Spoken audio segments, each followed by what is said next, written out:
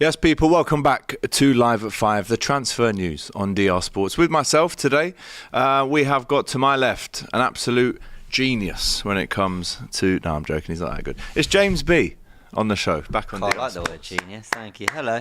How are we, fella? Good. Did just have a little 10-minute nap. Yeah, I saw you in the office. Yeah. Having a little power nap. It's been a busy Bank a little 10 minutes. Yeah, a little 10 minutes. But you know what? Graham and I were working hard on some tactical And you had a nap stuff together after? No. No. But now I know how that sounded. Yeah.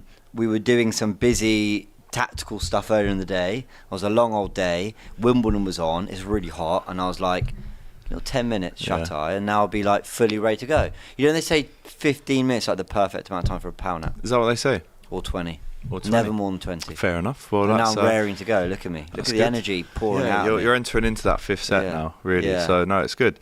Smash that like button. Get your comments in. Subscribe to DR Sports if you have not already. We have got a bumper show for you today, including Real Madrid.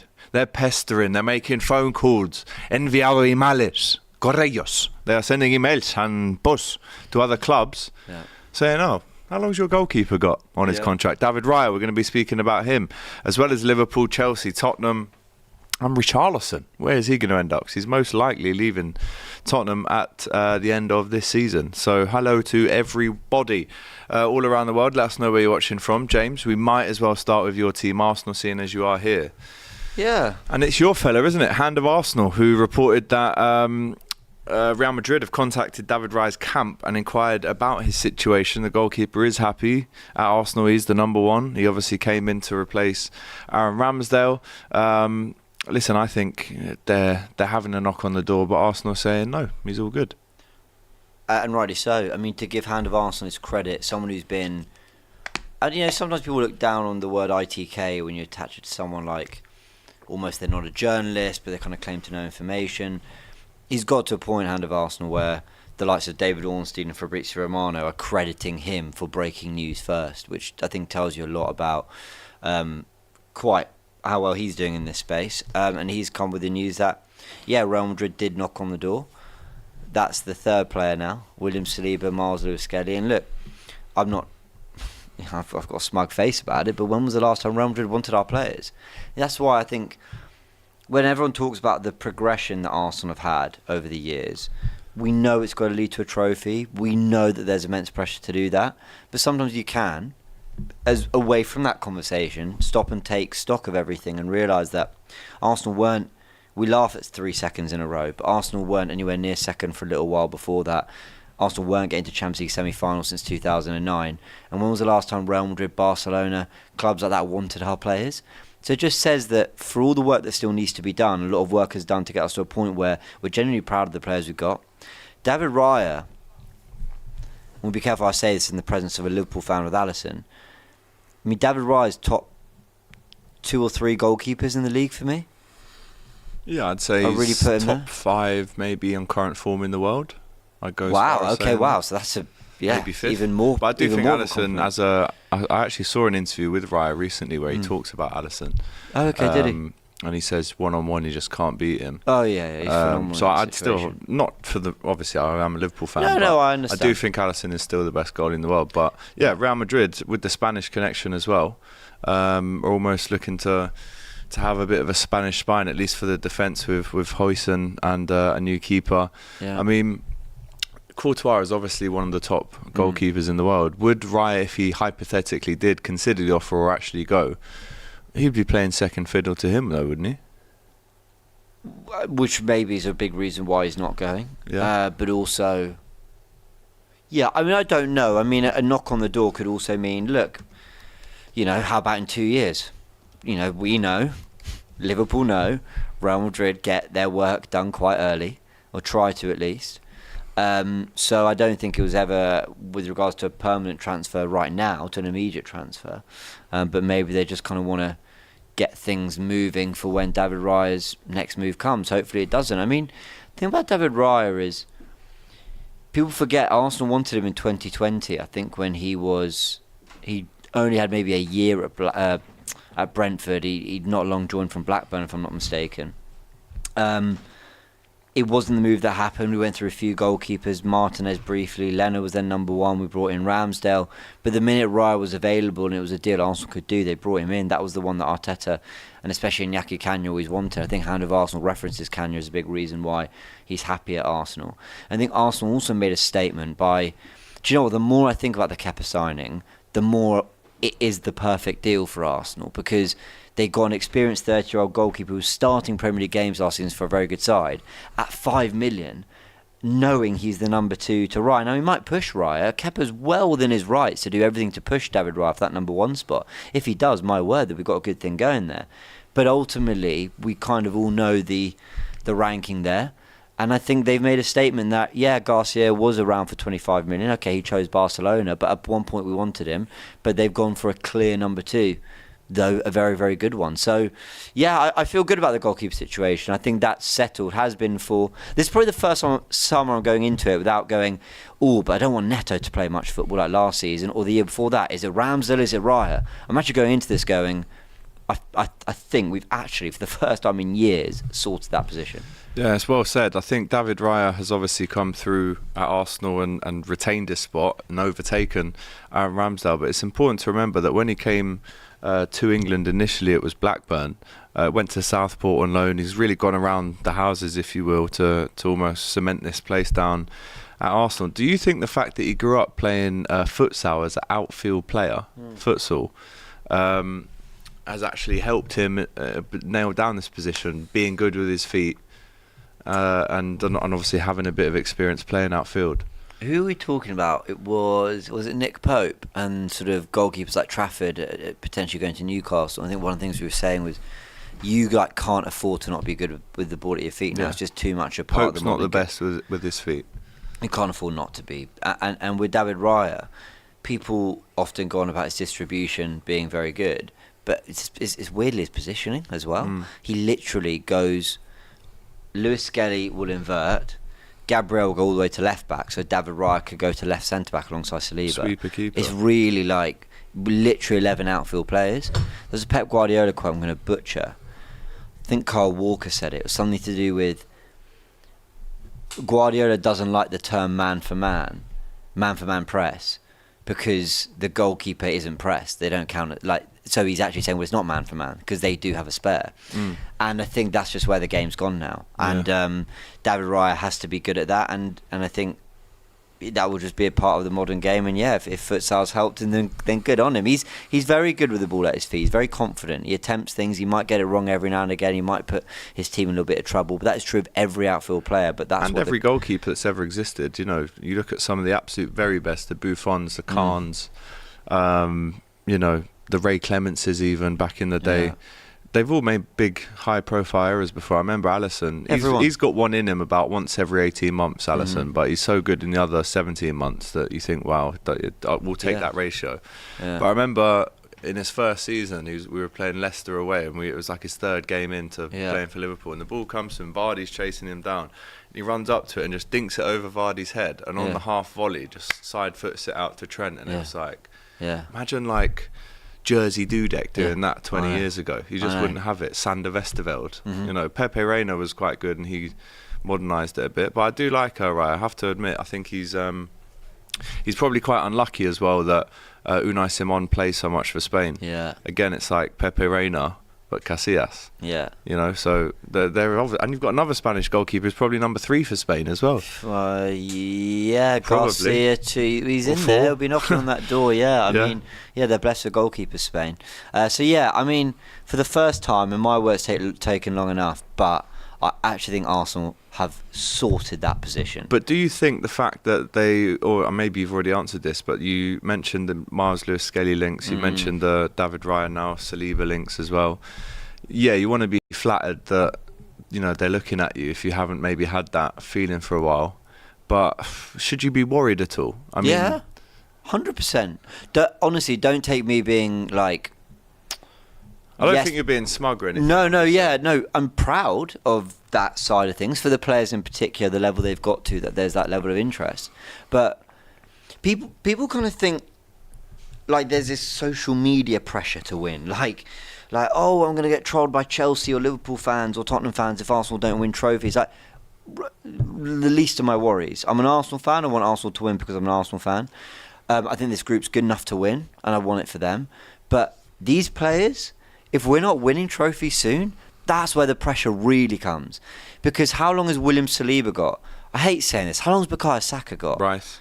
Declan Rice, Gabriel Magalhaes, Marzo Skelly's very young and probably going to give us quite a few years before he makes that decision. But look at the level he's playing at, and look at the teams that are coming in for him.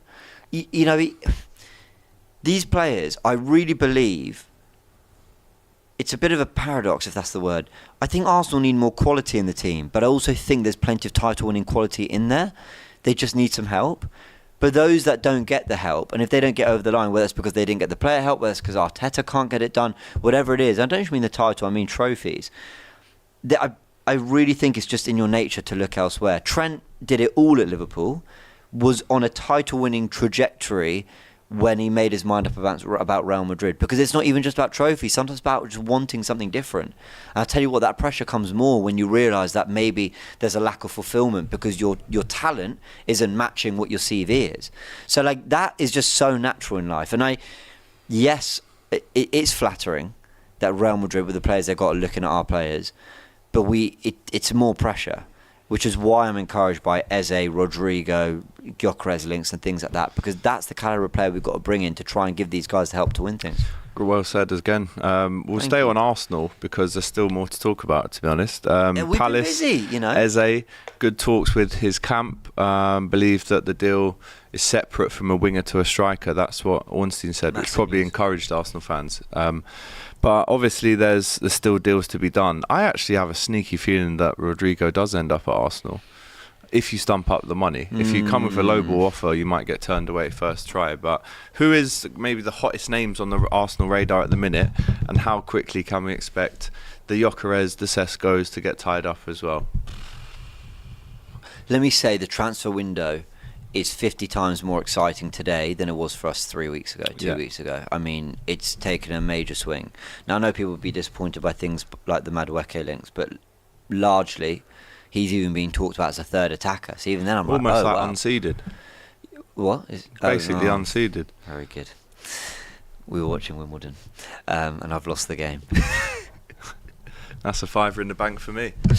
We were meant to drop Wimbledon puns in here, and the first to laugh. I've done I know. two. You've done none. That was a nice. The first one to laugh is paying a $5 to the other person. So okay, I've just won a $5. I've lost the bet. Well, so that's on camera. Keep them coming though, just for jokes. Yeah, absolutely. I was trying to think of just let it come naturally. Just let it come naturally. You're right. Just carry on. It will come. It will come. Don't worry. The reason's got so much more exciting, and I again have to stress, Arsenal, like in the grand scheme of things, haven't really done much. Kepa, Norgard, Zubimendi, good start. Starting 6, 2 backups in there, nice. Now, I think Romano said in the last couple hours, Mosquera's rejected a offer from Valencia. He wants the Arsenal move. Great. So I think you can look at kind of 4 players there tied up. Valencia will be gutted by that, won't they? I think so. But apparently they're trying to fund a new stadium or whatever. No, so but they would have preferred 35 over 20. You know what I mean? I mean, for sure. But he's got 1 year left on his contract. I know. They should have thought about this a little bit sooner, really. Yeah, they don't have much power there. But when it comes to that David Ornstein report, I know I'm getting excited about a bloody article online, some words, but him saying they're looking at Eze, he's a serious candidate, he's not the winger or the striker. I'm like, are we going to show some ambition? Are we actually going to... Because I think... I'm not saying that we didn't plan for it, but something about it feels like a response to the Wirtz and Shirky deals. Like, we need a bit of that too. And Arteta spoke about that going into the final few games of the season. He said creativity was one of the things we needed, which surprised me because he always harps on about missing chances. PSG were the best team in the league. Look at the chances. Look at the XG, blah, blah, blah. That doesn't suggest that there's a creativity issue, but actually he did highlight that. Eze would fix so much of that. Yeah. I think he's a terrific player. honestly, my feelings about what Arsenal can do next season changed pretty drastically just with signing Eze. And we do need more, but I think he's that good. So I'm excited about it because it feels like Arsenal's intent, and whether they execute it is another thing. And if they don't execute it, then we'll have other conversations. But it definitely feels like there's an intent to actually add creativity, to push Ødegaard, help Ødegaard, to tweak the system in some way. And then my theory is that as he can play on the left or in the middle, they see Eze as a doable deal that solves two problems. But Rodrygo is like an opportunity in the market that if that comes up, Arsenal will be ready to do. But I don't think they're kind of putting all their stock in Rodrygo because we're not going to know for another month probably whether he's even leaving. So I think I just think it's very clever. We need a 10, we need a left winger. Eze kind of solves both. But it also keeps us able to do a Rodrygo if that comes around. I know it's probably quite hopeful thinking, but I'm really glad that he is seen as a separate deal to the two big ones we need in the forward line. And Arsenal allegedly, according to L'Equipe, moving closer to a deal for Victor Gyökeres.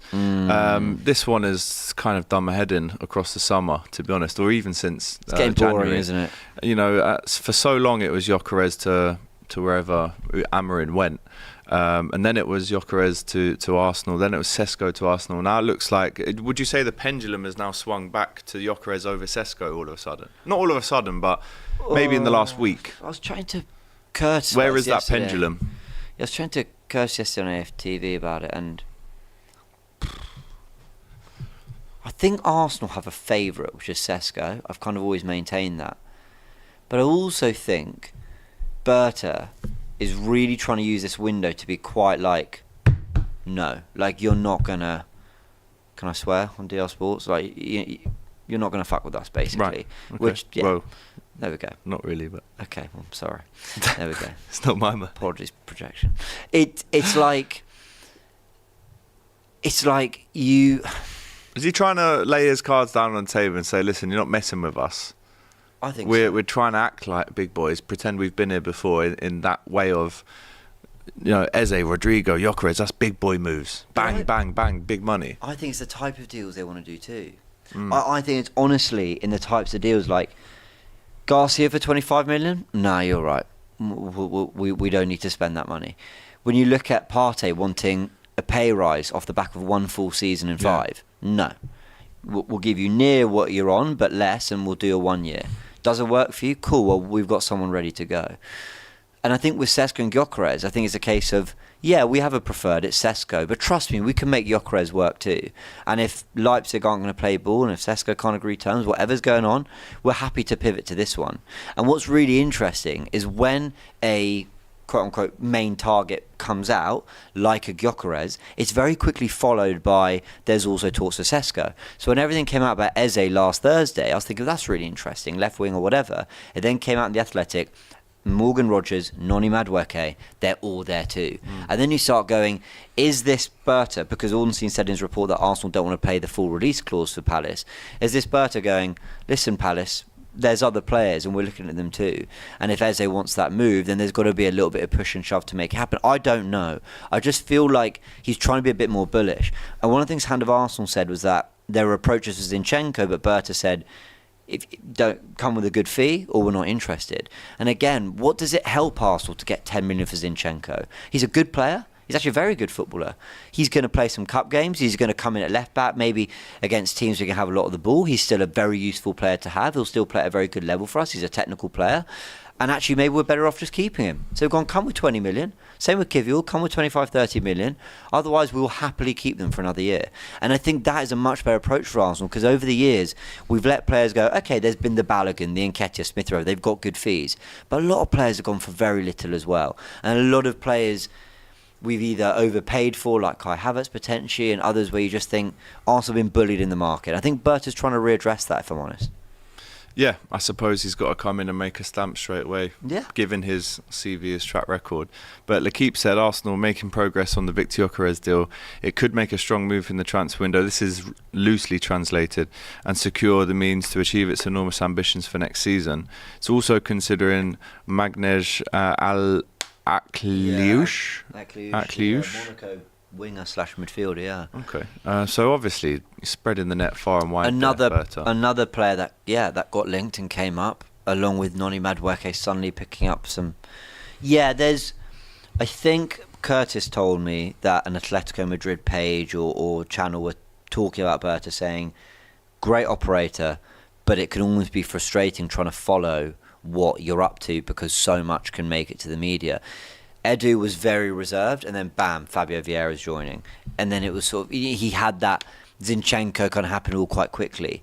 Rice was public, but it was all about Declan Rice. There was kind of no one else we were looking at. Berta is a lot more like, there's a lot going on, and I think that's about putting that out to the media and using it to his advantage in negotiations. We've asked you in the chat, can Arsenal get Rodrygo as well? Yes, he will leave 53%. Why do you think we'll get him? I've just got a funny feeling that Alonso doesn't fancy him, and I think he likes Arda Güler in that kind of, maybe not a right wing position, but definitely a technician that can work in the channels, almost like a Harvey Elliott. You kind of can't place Bernardo him from Silva, the right Elliott type, yeah, to the left, to the right wing. I think he operates well there. Yeah.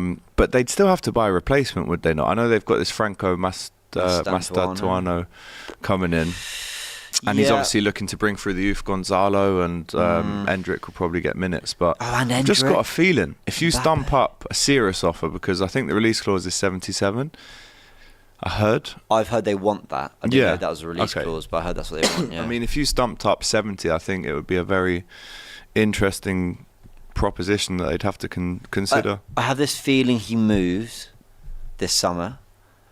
I don't know if it will be Arsenal. Do you know who else might buy him or might be interested in him? Go on.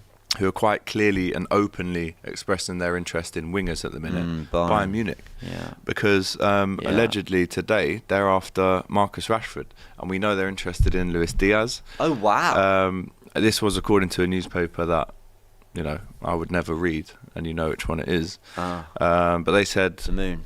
Yeah, that one. The opposite. The Rats. After being impressed by his form on loan at Villa last season, I mean, it wasn't that impressive. I think he gets 4 in 10, but 2 are in the cup against Preston. Played up front in the Champions League a few times. They want Martinelli as well, Bayern are really on the hunt and they've spoken allegedly to Gakpo as well. Gakpo. Yeah. They were in for Nico Williams. Yeah. They're desperate for a winger, but when you look at their options though, how stacked they are. Yeah, but I know Sane's leaving. Coman has injury problems. Gnabry's not at it. Yeah. They've got Elise, to be fair. What a player. Yeah. So I think maybe they think if they had one more, they're covered. I still can't believe Mane went there and it just didn't work for him. That was really strange. He had 1 year there, and he was great for Liverpool as he left. Yeah. Playing in that false 9. Yeah. By the way, that's my favourite version of a Liverpool front three, was when it was Diaz, Mane, Salah. Really? I know it was Salah, Firmino, Mane. That's my favourite one. I understand, but you nearly did the quadruple when Diaz came in on the left and Mane was up front. I think in 20 games as a 9, towards the end of the second half of that season, he scored 14. Mane as a false 9. Unbelievable footballer. And we've gone off topic slightly. So unpredictable. But unbelievable player. But Bayern are going at it. Why do they go for Kudus? It's a good shout. They should go for the Kudus and Mbemo. And is it them interested in Rashford, or is it Rashford's agent saying to Bayern Munich? Well, because Barcelona are looking at Rashford too. Allegedly, but it's more him looking at Barca, to be honest. So I've got a massive tangent. Who are we talking about here? We're talking about... Well, we're talking about... on Rodrygo, to just to end on that, I think he'll get a move, and it could be a Bayern or a PSG. I have a feeling there might be like a knock-on effect. I think if he goes to PSG, I think someone like Barca could become available, and Arsenal might be ready to that. If he goes to Bayern, then again, they've lost Sane, so probably not much of a knock on there. I just wonder. They've also signed a striker, Bayern Munich. Waltmader. Yeah, Waltmader. Yeah, I don't know. Yeah, sorry. I very recently learned about the player. On the Rashford stuff, he's got to leave Man United, not even because I think it's necessarily done from there, but because... It is done. Well, it's Amorim's system. He'll just never be... He can't even transition to a wing-back in the way like other wingers can. Like Saka could if he had to. But Rashford never could or would. I'm not saying Saka should before Arsenal fans get upset with me. I'm just saying some wingers have that ability to translate to that role, and I don't think Rashford has that at all. So you'd have to put him on the inside. And he's not going to do that because they just signed Cunha. Fine. So he needs to go to a club where they embrace wingers, and Barcelona, Bayern Munich, they do that kind of thing. I mean, Are they going to pay his wages? Nico Williams is going to Barcelona. I think Rashford's in a bit of trouble. Like I think there's a chance he really doesn't find a club to the level he really wants. Yeah, we've spoken about this so many times. You know, if I actually asked Jack on the show last week if you had 3 options, and then we're talking like last week of the transfer window, but all parties are now desperate to leave. Would you take Palace? Would you take, I think, Lyon? Because allegedly PSG might pay for Lyon to get back in Ligue 1, and they're still in Europe, I think. This is what I heard yesterday. What? Something like that. Don't quote me on it. We'll find out after, probably. And the other one, I think, was like Real Betis. And it might get to that stage where there's a week left and he goes, shit, we're going to have to lower our wages, kill the ego and go out and play and try and get in this World Cup squad for next season. But clubs around the world must still rate Marcus Rashford. They do, but they can't afford him. But what? So this is what I mean. You'll have to drop that wage. This is crazy. Why? Look, I always want to caveat with this. I have no idea what Marcus Rashford wants. I have no idea what Marcus Rashford is saying behind the scenes on the money front. I have no idea what kind of lifestyle he has to sustain. Like, for all I know, there are financial commitments. That means he can't move from that. And you know what? He's entitled to it because you know what? United offered it to him. Yeah, it's and not his fault. Yeah, right. So he's totally entitled to it. But what I would say is, how much is enough? If you're on 300 grand, so what if you take 180, but you play for Bayern Munich or Barcelona? And you've got a chance to do something to get in the England squad. And for the World Cup. And again, and I caveat that all by saying I don't know what the personal situation is. Money's a very personal thing, and I have no idea, which is why I'll never sit here and go, no, you're a disgrace, you should take this, you should take that, you should... Well, I have no idea. But I would just ask the question, why not, for the sake of getting that top move and getting it, someone will roll the dice. Honestly, if Real Madrid lose Rodrygo, they'd roll the dice on Rashford. So what, your second fiddle to Vinicius? You play on the right every now and again. You cover up front. Just get on with it and do it. Honestly, clubs in Italy would come for him. 100%. AC Milan, Juventus, Inter Milan. One experience that would be, playing for massive clubs. But do you think this will be the latter stages of the window where something like that could happen? But again, because right now it seems like the latter stages. I mean, you are one of the biggest. Forget one of the biggest. It's one of the biggest names. Marcus Rashford's a massive name in football. You know, why not just get yourself a good pre-season, know where you're going to be, start settled. Don't get like a 28th of August move. Get a move where you go. I think so too. But get a move where you go, right, I'm in for pre-season. Like, I'm ready to go. Let me get fit. Let me get up to scratch with everything. I think you're going to make a great start. His side will be keeping their cards close to their chest in the way of they won't say yes to the first thing that pops up. They might engage and conversate and create some interest and maybe wait a couple of weeks, see if anything else out there is a little bit better, wage-wise, club-wise, prestige-wise, because that comes down to it as well. And then if it gets to that certain stage where the club are thinking we could get him on a bit of a cheaper one because it's so late, then he won't have that pre-season. But then if he does go somewhere like is Palace out the question? If Eze leaves, that's a great place for him to play Premier League football, get himself back in the England squad.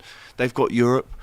I mean, I know he wants to play for Barca, etc., Real Madrid, but I think at this late stage, even those big clubs are keeping an eye on the situation, but they're going, right, there's a week left, we chuck in a cheeky little low ball bid and he plays games. It might be second fiddle, but he's got to end up somewhere.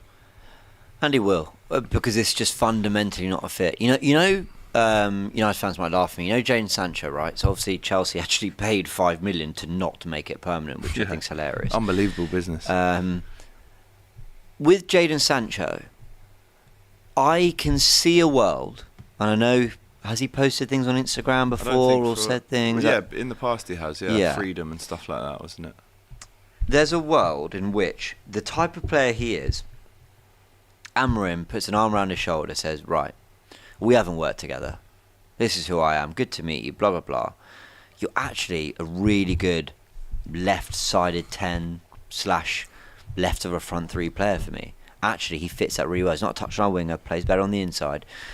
Just give me 6 months. Let's see if we can work something out. Football fans are fickle. I promise you. Well, firstly, football fans are supportive. Someone pulls on the shirt, they're supporting them through that 90 minutes. But also, you score a couple goals, have a couple big moments. You say, "Look, I'm enjoying my football again. It's good to be here." You get a second serve, don't you? You do, and you might hit an ace. And there we go. And things can change very, very quickly. Granit Xhaka was booed off the pitch for Arsenal, and then he left with Arsenal fans chanting at the Emirates Stadium, "We want you to stay." Things change. There you go. What an example. Things fucking change. Like, Sancho, there's that chance. I think because of how he fits, there's a chance, though probably not, but you never know. Whereas with Rashford, I don't see a world in which he becomes even what Amorim needs. Even if he had the best application, was desperate to stay, loved Amorim more than anything, I just don't see a world in which Amorim would go, yeah, okay, all right, we'll make this work. He doesn't fit. It just doesn't work for him. And Amorim's going to die on his sword, and he's going to do it his way. He'll go, this is how I do things, and I'm going to try and if he gives him that fresh slate and it doesn't work after 6 months, you're at your break point. You go, I can't do this anymore.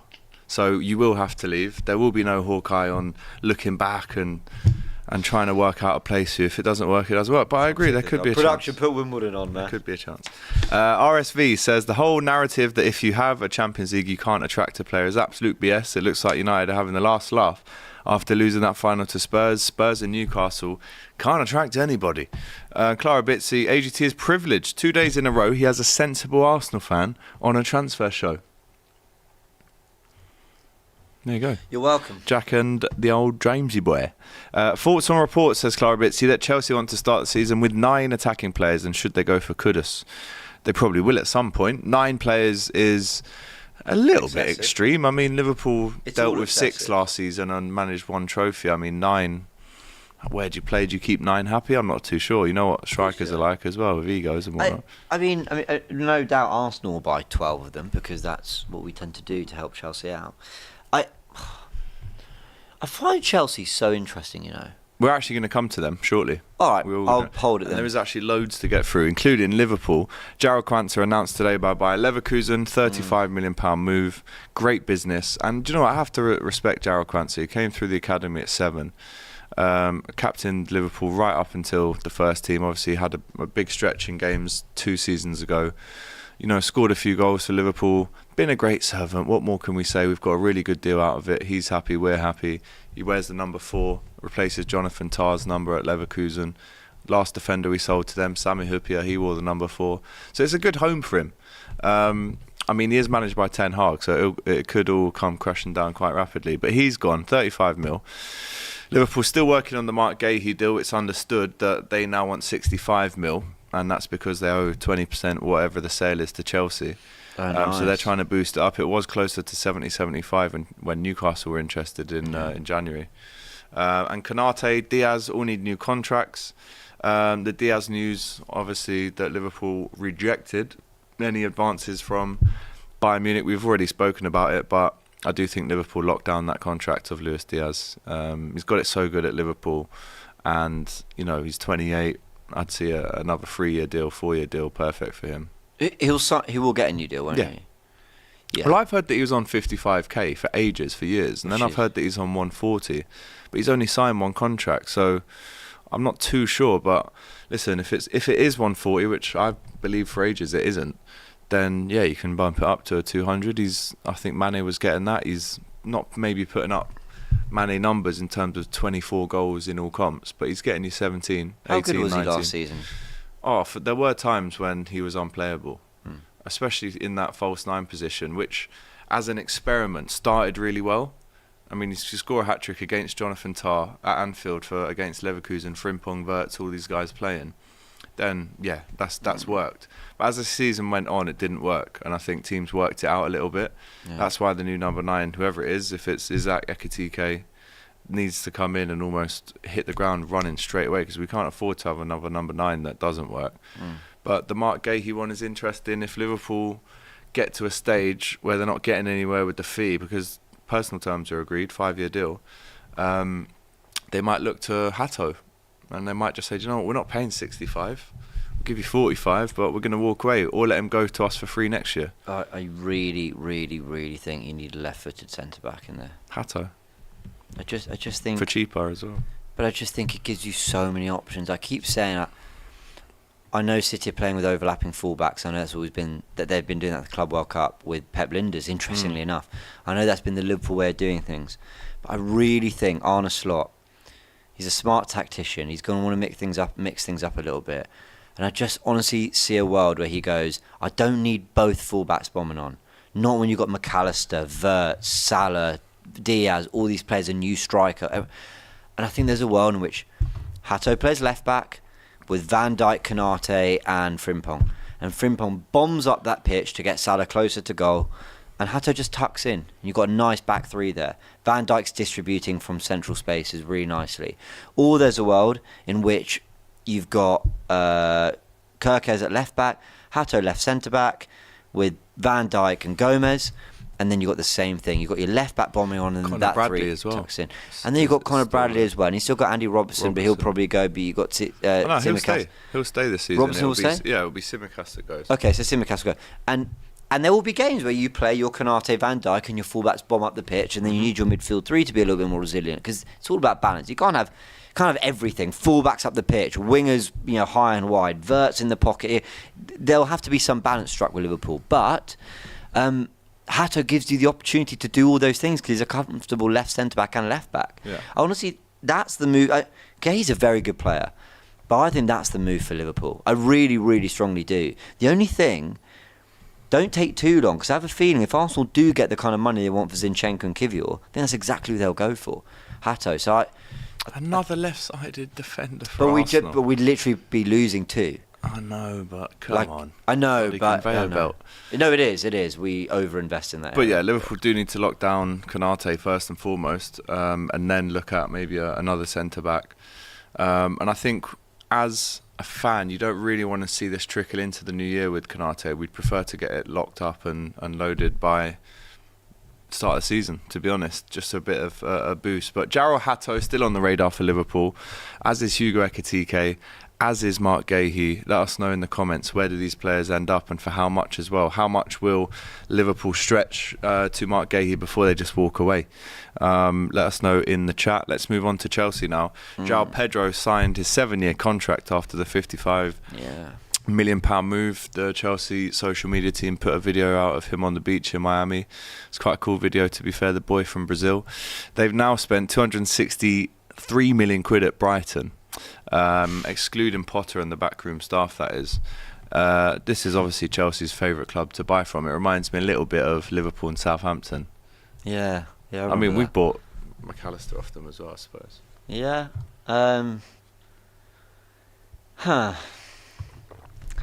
They're interesting, Chelsea. They really are. Because in fairness, they appointed Enzo Maresca and got Champions League football. Won the Conference League, which they were expected to do, but they won it. Might well win the Club World Cup. How critical can you be?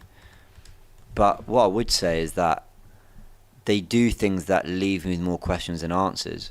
It's not me being critical. I'm not sitting here being like, what are they doing? They're a mess. I don't think that whatsoever. I'm just genuinely interested. So is Pedro going to be a left winger with Delap starting? Are they going to rotate them? What happens to Nicholas Jackson?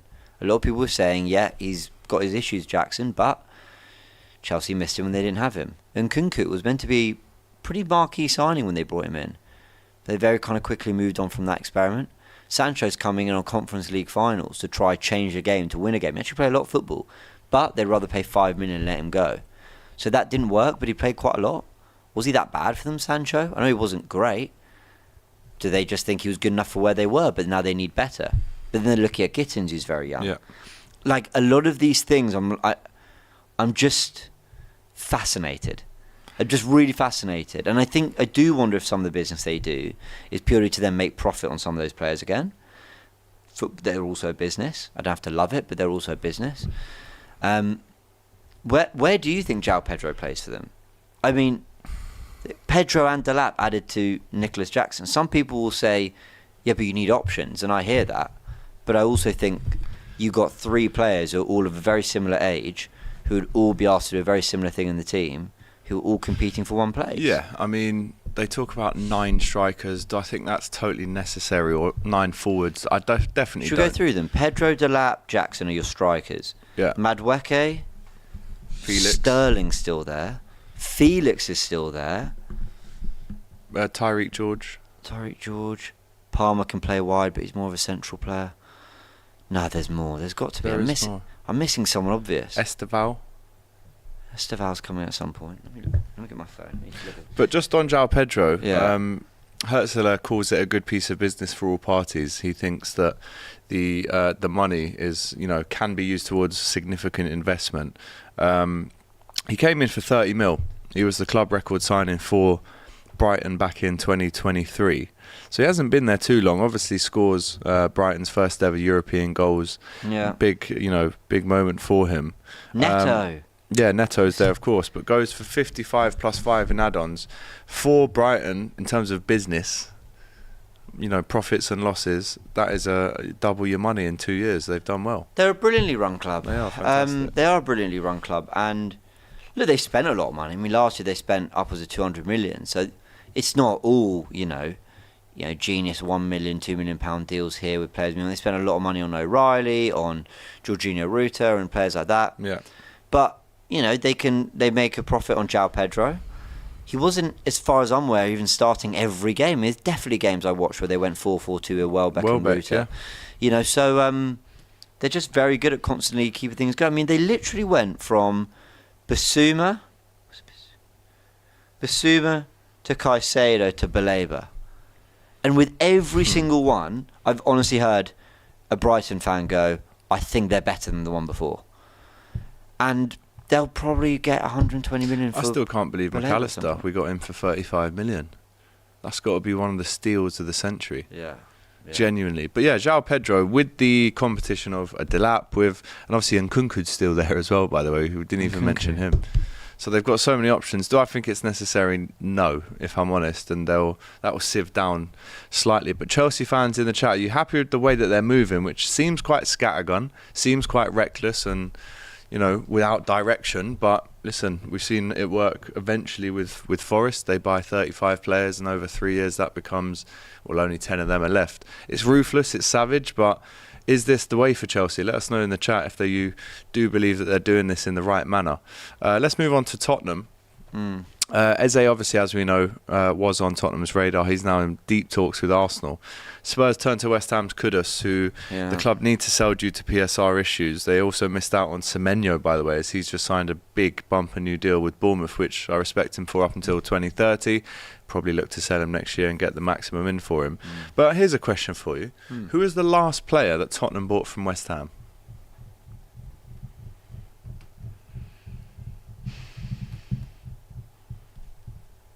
Anyone in the chat? Let us know. Last time, it was 2011. I'll give you that. But it was quite a while ago. 14 years ago. Yeah. Some people have Scott got Parker. it in the chat. Correct. Hey, is it Scott Correct. Parker? It's Scott Parker, yeah. Very good, very good. Hey, Yeah. I haven't got my phone on. I'm chuffed with that one. It's good. Yeah, well done. Kudus, do you think, with Eze maybe having a little look over his shoulder at Arsenal, and Bomo's obviously rejected Tottenham as well, are they just like, right, Kudus, you're going to be our man now? And some player, by the way. I think everyone should be in for him. We talked about him with Laurie last week on the show. I'll be gutted if they get Kudus, man. No, I've flown the flag for Mohamed Kudus so much. If he ends up at Tottenham, I think he's brilliant. I think he's such a brilliant player. Yeah, I mean, who did you mention? Mbemo. Who else is moving as a? Yeah. Okay. I think. Who's better, Eze or Kudus? I'd say consistency from what I've seen Eze, but yeah. In terms of like who would I like to play against the least, it would probably be Kudus. If that makes sense. I get what you're saying. Eze's numbers are better. Yeah. Longevity's there. Like he's actually been doing it for years and years in the Premier League now. He's way more what Arsenal need. Like he solves way more problems, like infinitely more problems than Kudus does in terms of the positions he covers, whatever. But Kudus is 5 years younger. I think they're different players. I think that's really important. Like, I think Eze's more involved in build-up. I want Kudus on the end of things. Yeah. But right now, if someone said, right now, Eze or Kudus for Arsenal, who do you want? Eze, because forgetting who the better player, they're different, but I think that's who we need more. But Kudus, I think, is absolutely class. I don't know. By the way, I don't really know why I think that. Yeah, only 5 goals last season compared to his numbers aren't great. Yeah, I think last season his head went down a little bit, but the season before, 14 goals in all comps for West Ham. But also, I don't think we can underestimate. I know top players just shine no matter what, but you know they started with, who's the manager they started with? The Spanish guy who was at Wolves, the manager they had last season at West Ham. He didn't last very long. Lopetegui, thank you. Great shot, right. Kenya. So they had, thank you, Kenya. So they had Lopetegui, who wanted to play a certain way. He came in, basically like, well, Bowen plays on the right, so you going to play on the left or up front. Then Bowen got some minutes up front so that Kudus can go to the right. Then at times they play on, this is all under David Moyes if I'm not mistaken. Then Lopetegui wants to play a certain way. If I'm not mistaken, Graham Potter then went to a front two of Kudus and Bowen because he wanted to pack out the midfield and go for a back five. And he's been asked to do a lot of different things in a very up and down West Ham team where he's had 3 different managers. Like, I think it is fair to say that, you know, I can imagine he's not felt remarkably settled into one position, one role, one way of playing. And sometimes that stuff can matter. Is he the main guy at West Ham? No, because it's Jared Bowen. That's another thing sometimes. Cunha and Bemo, they are the best players, the best attacks at their team. And Bowen is a class act. Yeah. Kudus is the Greg Rosetsky to the Tim Henman, isn't he? Just end the stream. So where does he play for Tottenham? He start on the right. Kulusevski and Maddison will play as more central players. They still need a starting left winger potentially. I know there's Mattis Tell. What's the fella? Udebert. Yeah. They're definitely selling Richarlison. Son's still there. What we're going to get So onto. Son will be going. Guys, as well. I'm sorry. I know it's Tottenham, and I know I'm meant to hate them. I think it's a great move. I think he's a really good player. I agree. I think Kudus works for Tottenham and then maybe gets, with all due respect to Spurs, like a massive move if he plays his cards right in 2 or 3 years. But yeah, some player and someone's going to get him, and West Ham definitely need the cash as well. Mikey Moore given a new contract, and as well as that, of course, he's coming through. He's coming through. Richarlison allegedly wishes to revive his career abroad. I had him nailed on to go back to Everton. Yeah, you did. I remember. If I'm honest, I can't believe that might not happen. Apparently Thomas Frank's given the green light for his exit. Has been linked to Galatasaray. A lot of strikers flying out to Turkey at the minute, and not just for a hair transplant or to sort their teeth out. There's going to play for Galatasaray, Fenerbahce, Besiktas, Tammy Abraham, Osman as well. John Duran's been linked. John Duran, we're going to get onto that. Big Ange linked to the LAFC job as well. I mean, what a lifestyle. What a lifestyle. Go and take it. Take it. Go and... Do you know what, yeah? Big Go money. Enjoy your life, mate. Yeah. Like, you've done the... In LA? Come from Australian football and managing the national team and doing what he's done. It's unbelievable, really. There'll be a film made about him. He was in Japan, right? Yeah. Japan... Celtic went to Scotland and won the league. He came to Tottenham, won their first trophy in however 18 years or something. Got sacked for it. Now, by the way, I actually think they got that right. I mean, the league form was a disgrace. But go manage it. Go LA. Go win things. Then go, I don't know, just wherever. Yeah. Just go enjoy your life. Pumas. Go to amazing clubs. Yeah. Go to... I actually could see him perfectly in Turkey one day. He might win for things. One of the big 3 clubs there. I really do. In a second season, he wins things. Go Italy. Yeah. You probably go Italy, Spain. He could. I mean, look, the LA job. I think if that comes up, you know, you certainly will have a look. Certainly have a look. You know, at that job. But at the same time, do it for a bit, get the cash, and then go to if your stock's still up. I mean, I do think someone makes a film, though, wouldn't he? Oh, massively. All in the run up to the World Cups, the hype around football, soccer, they call it that, wouldn't never be bigger. And just the Australia job is always there as well, by the way. He'll always be able to walk back into that job. But I do think someone makes a film about this guy one day. I think that his personality deserves... documentary for sure. A docu-film. Yeah. Have you seen the trailer for Saipan? No. It's it's Steve Coogan as Mick McCarthy. And Roy Keane, I can't remember the actor's name, but they're playing that situation in Ireland, in South Korea and Japan 2002 when Roy Keane leaves the camp. Oh, okay. Yeah. So I'm going to watch that. That'll be good. Is that out? Big Ange, it is out. I think it's coming out soon, actually. Okay. But on Richarlison, 5 goals across the season, 2 assists. They bought him in for 60 million, as we know. The market value, according to Transfer Market, is now 20 million. Yeah. Loads of injuries, but just not good enough, really. Yeah, I mean... He kicks and makes a bit of a storm, but he's not good enough. It's a poor signing. Yeah. He worked his arse off in the Europa League final. I mean, to be fair, he laid it all on the line to try to get that trophy over the line for Spurs. So he'll be remembered for playing a part in that, certainly in that final, there's no question. Did he cross the ball into the box that led to the... I'd have to watch it back. I think he might have done. Let us know in the comments. I don't think it was, but yeah. But, 60 million, that didn't yield a £60 million striker or £60 million impact. But I kind of think he'll get quite a good move. Yeah. Don't know also, why, I just feel like Satira says, I would be amazed if Big Ange goes to Turkey as he is Greek. They don't love each other. But, I mean, just thinking about the type of gravitas that he would hold at one of those types of clubs, a Fiorentina, a Betis, I think they'd love him wherever he went. He's got that kind of infectious character. Let's not forget, before it all went pear-shaped, the Spurs fans adored this fella. Like they'd found, the next Bill Nicholson, who won the league with them in 1961. But I do think he gets a great job somewhere. I'll be honest. Just a couple of other bits and bobs before we finish. Crystal Palace have reached a £47 million agreement to sign Ousmane Diamonde from Sporting. Very good. Listen, if that gets brought in, Gahey obviously is going to leave, and that will be his replacement. 47 million's a few quid, and you can understand why they want 65 or north to not only recoup that, but also they've got Chelsea on their neck trying to get 20% of Gahey as well. I love seeing clubs, when they've been established in the Premier League for a little while, start to flex and actually it's a big signing. Show that they have been. And when they lost the centre-back who went to Fulham, Anderson. Yeah. Kenya, do you want to just do the show? Because I'm replace this fella. Just useless. I think we need new balls for this fella. Not your best. Tennis pun. Yeah, it was a tennis pun. Not like that. But there we I go. haven't seen his balls. Yeah, okay.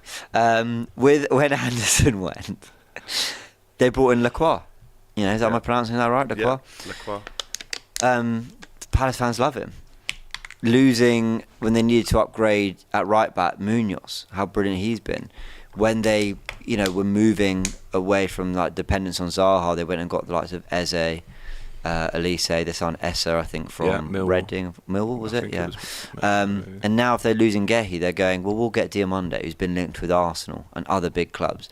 And they're going, we can spend big money on him. Wharton as well. What a astute signing that was from them. Bloody brilliant signing he was. Steve Parish has done some big bits there. I really love when I see clubs who might have to sell a player every now and again. Just they go again and just go, well, we're going to see these big names around Europe, we're going to pick them up. Ismail Assar.